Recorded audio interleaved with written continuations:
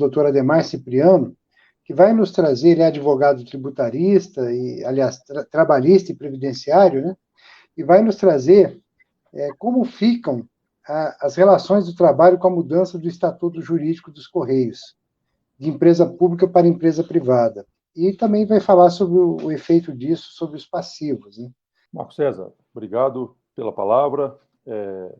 Boa noite a todos. Boa noite, presidente Roberval. Boa noite, colegas aqui presentes, associados da ADCAP.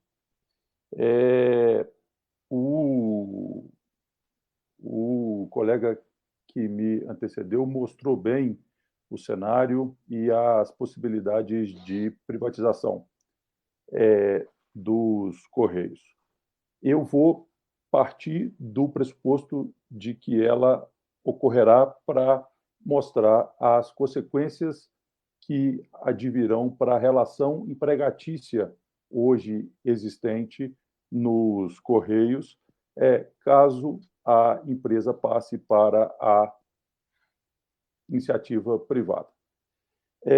Os Correios hoje, ele é considerado juridicamente como um ente da União, como um ente da Fazenda Pública. Ele tem privilégios, ele tem deveres, ele tem direitos próprios da Fazenda Pública. Por exemplo, todas as contratações feitas pelos Correios obedecem à lei de licitações. Toda a contratação de recursos humanos, salvo alguns cargos específicos que se pode nomear por vontade dos diretores, mas a grande massa de recursos humanos ela é contratada via concurso público. A empresa paga as suas dívidas judiciais via precatórios, tudo seguindo os direitos e deveres atinentes à fazenda pública. Por que isso? Porque a empresa, os Correios, é uma empresa pública cujo capital ele é 100% titularizado pela União e ele presta um serviço público que é o serviço postal, constitucionalmente reservado para que apenas os Correios o exerçam. Então, por essa característica de prestar um serviço público, ele tem essa proteção, essa gama de direitos e deveres parecidos com a fazenda pública. E daí vem uma série de proteções aos empregados. Mas como digo, fundamental destacarmos aqui que essa proteção não é ao empregado. Essa proteção ela é da própria empresa. A proteção, por exemplo, de que se deve contratar recursos humanos para os Correios via concurso não é para a proteção dos empregados, é para a proteção da própria empresa que presta serviço público. Por que isso? Porque pretende-se que sejam escolhidos os melhores, sejam escolhidos os profissionais mais bem capacitados para o exercício administrativo perante os Correios. Se não fosse assim, dada as possíveis ingerências políticas, interesses privativos de determinados diretores, presidentes ou até dirigentes políticos, poderiam existir contratações ou, por exemplo, demissões, substituições por interesse religioso, por interesse ideológico, partidário, ou outra razão, tornando muito subjetiva essa gestão da empresa. Quando se exige concurso público para que se contrate empregados para os Correios, tenta-se eliminar essa subjetividade, essa possível tendenciosidade nas contratações, buscando-se contratar os melhores. Ora, se para contratar eu preciso de concurso público, para demitir um empregado, eu preciso de uma justificativa forte, relevante. Eu não posso também demitir uma pessoa porque eu não gostei que ela fez uma manifestação religiosa, política, que ela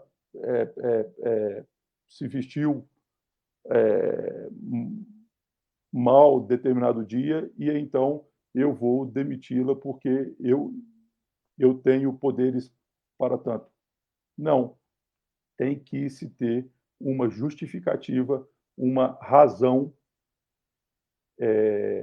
plausível para que essa demissão ocorra. E antes disso, até tem que haver um procedimento interno para até permitir que essa pessoa se defenda, apresenta os seus motivos contra essa pretensão de demissão. Tudo isso o Poder Judiciário já examinou. E a gente tem, no âmbito do Tribunal Superior do Trabalho, a OJ, Orientação Jurisprudencial, da SDI 1 247, que até diz que empresas públicas e sociedades de economia mista se poderia haver demissões demissões sem justa causa, sem um prévio processo. Mas no seu item 2º, ela faz a ressalva específica de que, no caso da ECT, tem que ter um processo prévio, tem que ter uma razão específica, uma motivação específica para essa demissão. A partir dessa OJ, desse entendimento, o Supremo Tribunal Federal julgou também o recurso extraordinário 589.998 do Estado do Piauí. Esse julgamento ocorreu em 2013, em que se debateu longamente, são 96 páginas de argumentos, de debates, em que se chega ao fim com o Supremo Tribunal Federal reconhecendo expressamente que para haver demissões de empregados no âmbito dos Correios, dado que os Correios se aproximam muito das fazendas públicas,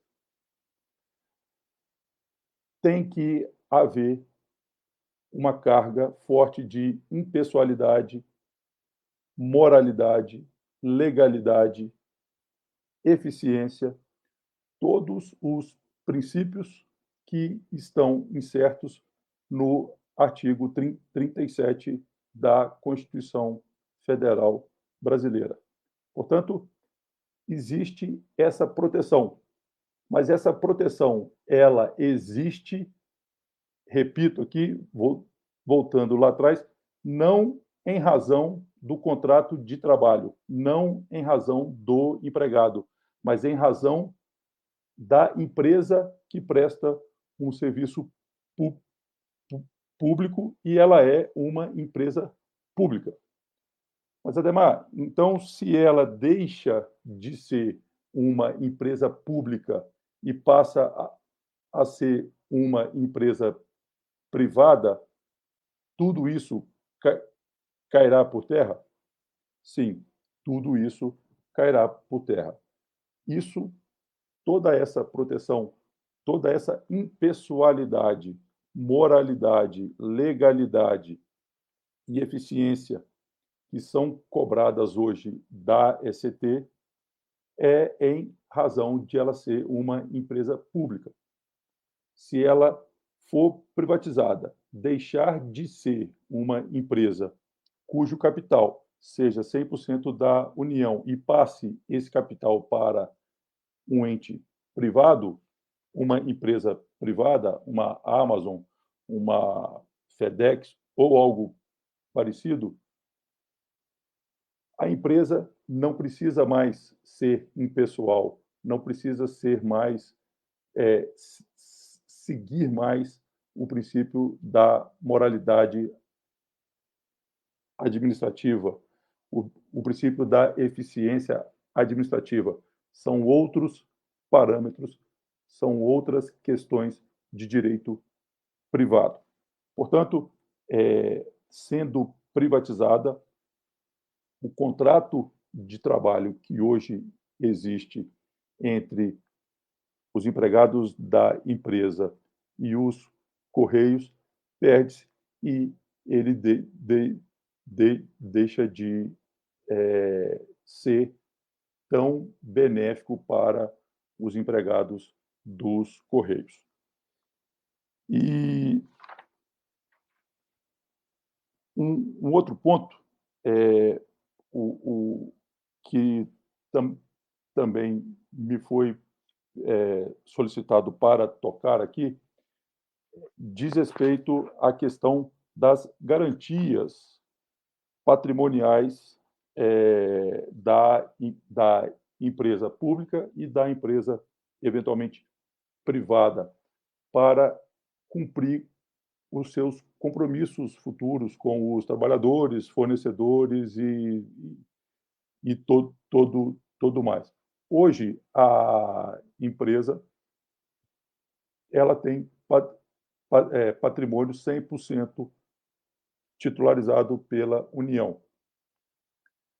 Qualquer débito que a empresa hoje tenha, ele vai ser pago, seja pelo caixa da empresa, que gera lucro, que tem caminhado recentemente bem quanto a isso, mas se chegar a um ponto em que as receitas da empresa não estejam satisfazendo os pagamentos das despesas que ela tem, o seu sócio pode será chamado a participar, a assumir esses compromissos que a empresa tem. Então, quanto a esse ponto, nós temos uma garantia de que a União, de que o Tesouro Nacional, como sócio único, como proprietário único da empresa, pagará, assumirá todas essas questões, todos esses pagamentos de responsabilidade dos Correios. Uma vez privatizado, a empresa passa a depender do seu caixa, obviamente, e também, eventualmente, do caixa, do patrimônio do seu futuro sócio. Então, que não tem por trás mais um tesouro nacional, e sim passa a ser uma empresa privada que está muito mais suscetível à ocorrência de falências, de dificuldades financeiras, a depender do mercado, a depender de como que essa empresa ela é gerida. Portanto, em termos de garantias também, a gente tem uma perda relevante, considerável, quando se tem uma privatização. E aqui, último ponto, o presidente me pediu também para comentar a respeito de dois processos que o nosso escritório conduz pela ADCAP contra a ECT. São dois processos relevantíssimos, especialmente para aqueles que são hoje participantes assistidos ou pensionistas do Postales, porque são processos que buscam a responsabilização da ECT, se não por todo, mas por grande parte do déficit hoje existente no Postales. A empresa, os Correios como patrocinador, ele tem responsabilidades em quando ele elege os integrantes do conselho deliberativo, que tem o presidente escolhido pela patrocinadora, quando elege os integrantes do conselho fiscal e o conselho deliberativo forma a diretoria executiva. Ele tem responsabilidades por quem ele escolhe para colocar lá. Então, a empresa escolhe os seus representantes que vão gerir o Postales. E, no fluxo dessa gestão, os Correios são obrigados a fiscalizar a gestão, especialmente dos seus gestores que lá colocou, ou dos conselheiros que lá colocou. Então, ele tem responsabilidade pela eleição e responsabilidade pela fiscalização dessa gestão dos conselheiros e diretores. E lá atrás, quando o Postales foi, para dizer uma palavra até assim, leve, quando o Postales foi saqueado, por ali 2011 até 2014, 15, os Correios elegeu mal os seus representantes e não fiscalizou. Há relatórios da própria empresa que apontam que essa fiscalização ela foi pífia, e há relatórios do próprio TCU também apontando isso. Portanto, pela eleição errada e a fiscalização não feita, os Correios devem ser responsabilizados pelo pagamento do déficit criado no Postales. A outra diz respeito a que todos, eu acho que conhecem, a RTSA, fruto de uma conta gerada pela empresa quando ela resolveu fechar e depois saldar o plano BD, que depois vinha sendo paga regularmente, mas depois, por uma questão até política e orçamentária, a empresa e o Tesouro Nacional determinaram que o pagamento não fosse mais feito, que caberia dividir essa conta com os participantes e os assistidos. É uma outra ação que a gente tem tentado, que tem havido movimentação recentemente, que busca responsabilizar a empresa integralmente pelo pagamento da RT-SA. Eu vou chamar novamente aqui o doutor Adhemar, porque a gente recebeu uma série de perguntas, doutor Adhemar. Pediria para o senhor tentar responder o mais rápido possível aí, para a gente poder passar para o bloco final aí, que a gente tem algumas questões aí que vão ser respondidas pelo Roberval, tá? Então, eu vou ler rapidinho as perguntas, são 7 perguntas, né? Em caso de privatização dos Correios, como fica a relação de trabalho dos empregados? Alguma coisa já foi falada, mas é só para o senhor dar uma resposta bem objetiva. Ela é transmitida diretamente para a empresa adquirente, e se ela não honrar os direitos adquiridos enquanto empregados públicos, existirá alguma responsabilidade do Estado? Haverá algum tipo de garantia para o empregado público que eventualmente for demitido? Eventual ação trabalhista será proposta apenas contra a empresa adquirente ou o Estado também será responsabilizado? Como ficam as ações trabalhistas e previdenciárias em andamento? Toda a responsabilidade, em caso de condenação, passa a ser unicamente dos empregados do adquirente? E no caso de ações que se encontram em execução aguardando o cumprimento de precatório? Isso aqui o senhor já respondeu, né? Qual é o pior cenário para os empregados e aposentados em relação à previdência privada? E qual o cenário mais provável? Diante do quadro de privatização, o que se recomenda para os empregados e aposentados em termos de medidas preventivas? Muita coisa já foi respondida, doutor Adhemar, mas se eu puder fazer um apanhado geral aí, eu agradeço. Obrigado. Marcos, eu vou tentar aqui, porque, na verdade, várias delas tratam da eventual continuação da responsabilidade do Estado perante débitos futuros que venham a serem questionados após a privatização. Quando se privatiza, os débitos futuros, os acontecimentos futuros são de responsabilidade da empresa que adquiriu. O Estado fica eximido, será eximido de responsabilidades para frente em relação a questões trabalhistas que venham surgir. Inclusive, débitos anteriores passam a ser dessa nova empresa, dessa nova estrutura, agora totalmente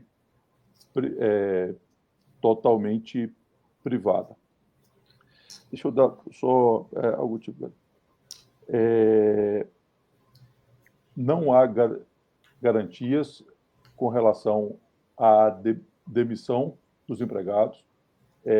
Essa demissão poderá ocorrer livremente, até, sendo mais preciso, no projeto que está hoje no Senado para ser discutido e aprovado, há uma proibição de demissão nos Correios por 1 ano e meio, salvo engano.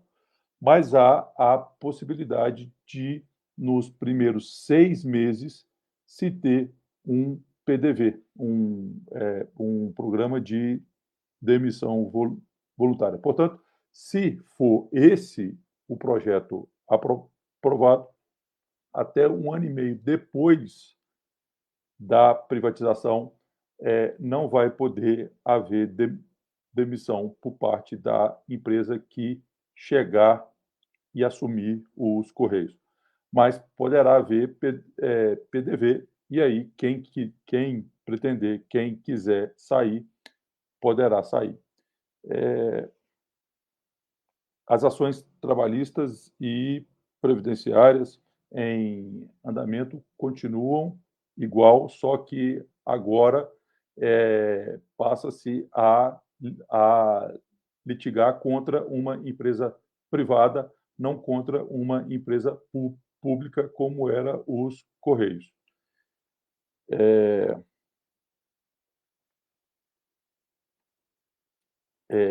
Portanto, o Estado sai da cena e passa a ser a empresa privada o único devedor. Em caso de ações que se encontram em execução, também precatórios e execução. As execuções certamente serão feitas contra a empresa nova, a nova formatação.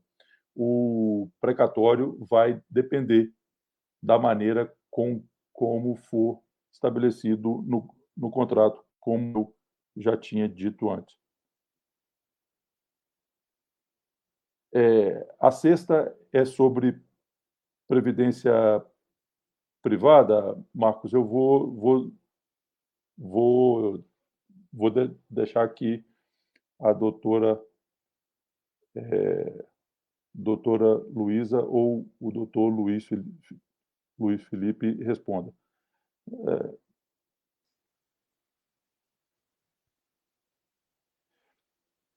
Não vejo muito como se prevenir na relação empregatícia em relação ao emprego. Não há nada que possa ser feito para que vocês garantam direitos como empregados públicos para depois, quando houver a privatização e vocês se tornarem meramente empregados sem essa proteção, sem essa gama de direitos decorrentes do fato de a empresa ser pública.